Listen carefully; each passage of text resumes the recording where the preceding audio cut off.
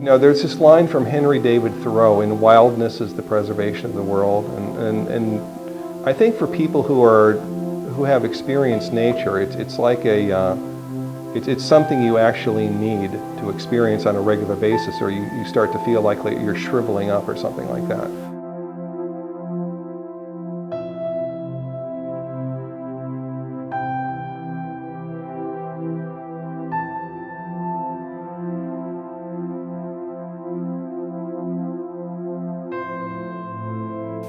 The Everglades are actually moving water, but the water moves so slow it takes half a day for any bit of water to move, you know, a few hundred yards.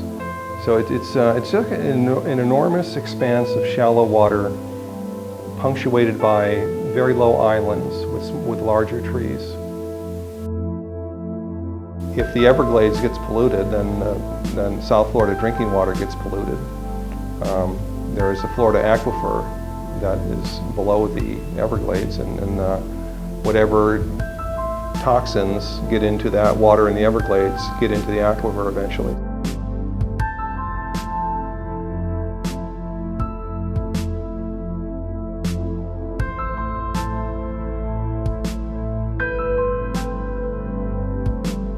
Appreciating natural beauty is a necessary feature of having a decent human life.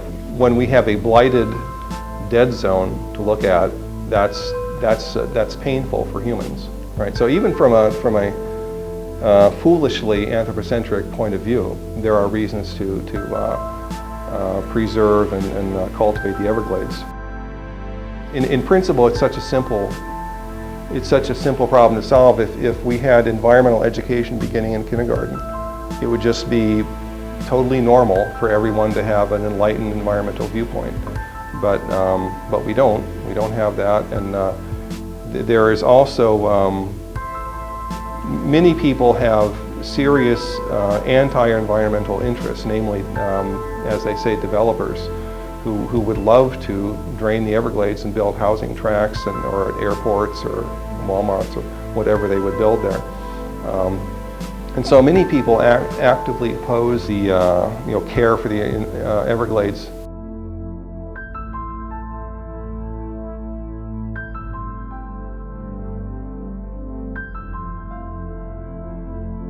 I don't think that the original state is capturable anymore. I mean, if the total resource of the United States went into it, I mean, yeah, you could do, you know, but for any sort of realistic budget and time frame, I don't think so. But it could be a lot better than it is. It could be a lot better than it is. You have to, restore the flow of the water, and you have to keep. What's happening is there's all this farming, and the farming produces excess nitrogen and phosphorus and stuff, and that gets into the water and creates algae blooms and so on. So if the water could be cleaned better, and if there could be more water given to the Everglades, that would be a huge.